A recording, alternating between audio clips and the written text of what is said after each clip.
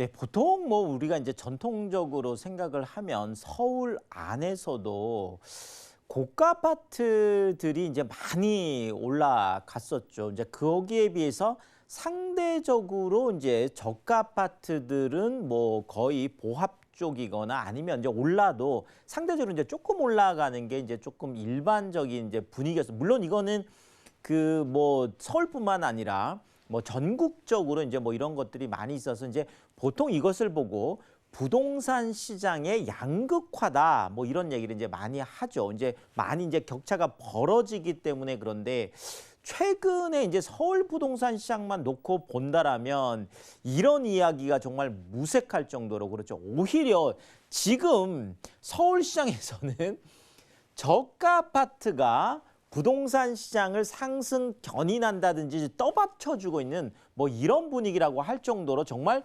심상치 않다라는 표현밖에 할 수가 없겠는데요.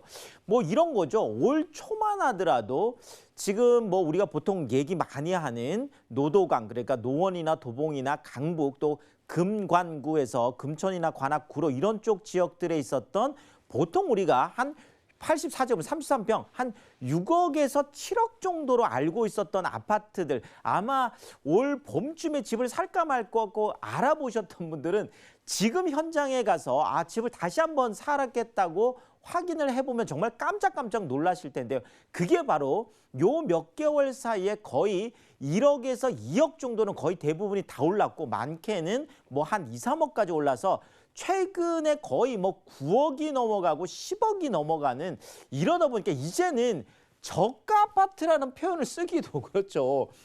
보통 이제 9억이 넘어가면 우리가 일반적으로 이제 고가 아파트다 이렇게 해서 규제도 하잖아요. 그런데 어쨌든 지금 서울시장 안에서 우리가 늘 얘기했던 9억 이하 시장, 6억 이하 시장들이 엄청나게 올라가면서 정말 심상치 않은 기류를 보이고 있는데, 뭐 현재 상황이 어느 정도고 또 앞으로 또 우리는 그렇다면 어떤 투자 전략들을 세워야 될지 오늘 그런 부분들 살펴보겠습니다.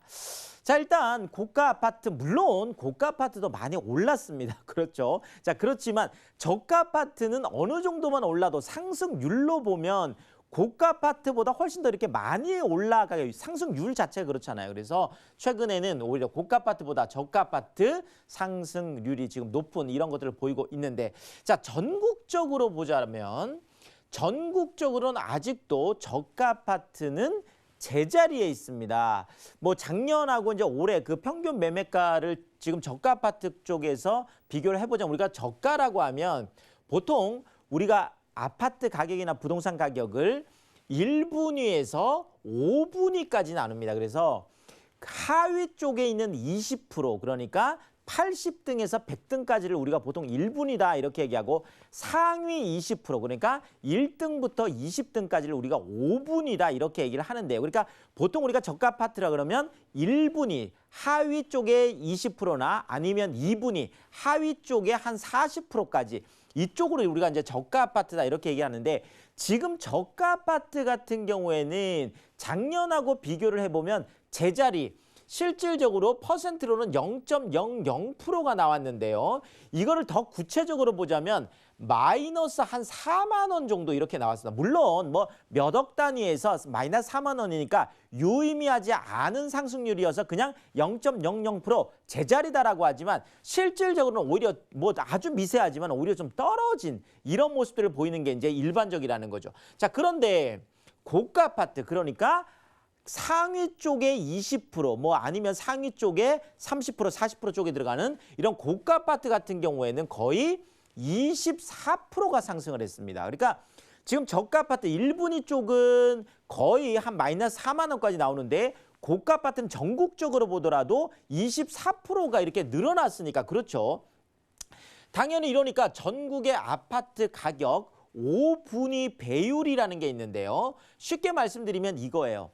그 1분위, 가장 낮은 1분위 쪽의 가격하고 지금 가장 높은 5분위 쪽이 몇 배 차이가 나느냐라는 거죠. 그러니까 만약에 1분위의 가격을 우리가 평균 가격을 1억이다라고 하면 5분위, 가장 높은 상위 가격은 7.89배니까 7억 8,900만 원이 되는 거죠. 그러니까 7.89배가 됐다라는 거는 훨씬 더 늘어났다라는 거죠. 그래서 이것이 10년 만에 가장 높은 가격 차이가 되겠습니다. 그러니까 거의 뭐 한 8배 정도 차이가, 그러니까 아래쪽은 한 1억 정도 하는데 위쪽은 거의 한 8억이 넘어가는 이런 것들이 지금 전국적으로 보더라도. 자, 그러니까 지금 현재 전국적인 상황은 저가와 고가 아파트가 더 벌어졌다는 얘기죠. 그만큼 양극화가 더 심해졌다는 얘기예요. 자, 그런데 이런 상황에서 서울만 딱 따로 떼내서 분석을 해봤더니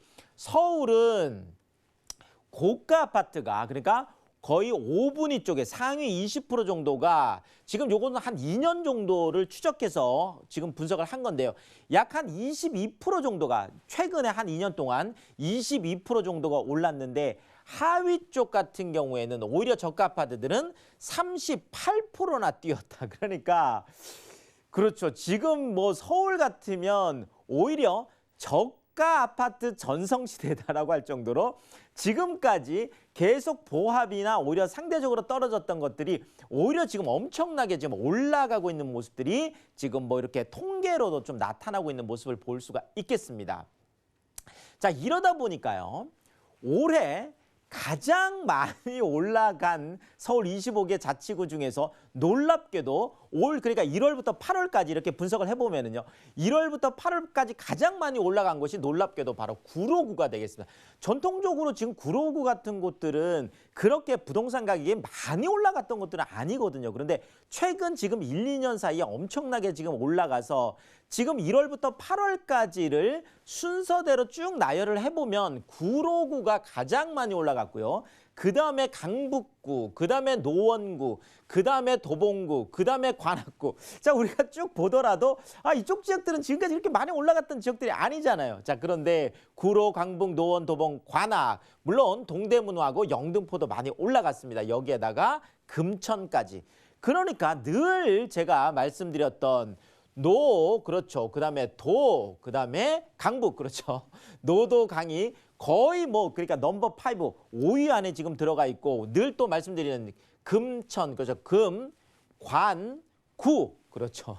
이런 쪽들이 거의 대부분이 10위권 안에 들어가 있을 정도로 최근에 3개월만 가지고 얘기를 한다라면 오히려 노원이나 도봉이나 강북이 또 더 많이 올라갔습니다. 자, 어쨌든 엎치락 뒤치락 하면서 지금 노도강, 금관구 같은 우리가 지금까지 전통적으로 알았던 저가 아파트들이 많이 있는 곳들이 지금 상승률이 그만큼 높다. 이렇게 말씀드릴 수가 있겠는데 일단 뭐 여러 가지 이유들이 있겠죠. 그런데 일단 뭐 큰 것들만 가지고 좀 분석을 해보면 자, 일단 뭐 전세 시장이 지금 정말 뭐 대란이라고 할 정도로 실제로 지금 뭐 전세 알아보시는 분들은 거의 공포감을 느낄 정도로 그렇죠. 다녀보면 실제로 뭐 그 전세 물량 자체도 없고 전세가 자체도 이제 너무 많이 올라가다 보니까 많은 분들이 전세를 구할 수가 없으니까 그렇죠. 그러니까 차라리 이럴 때 집을 사자라고 해서 실수요 쪽으로 조금 많이 넘어온 부분들이 좀 영향이 좀 크지 않았나 이렇게 좀 분석을 한번 해볼 수가 있겠고요.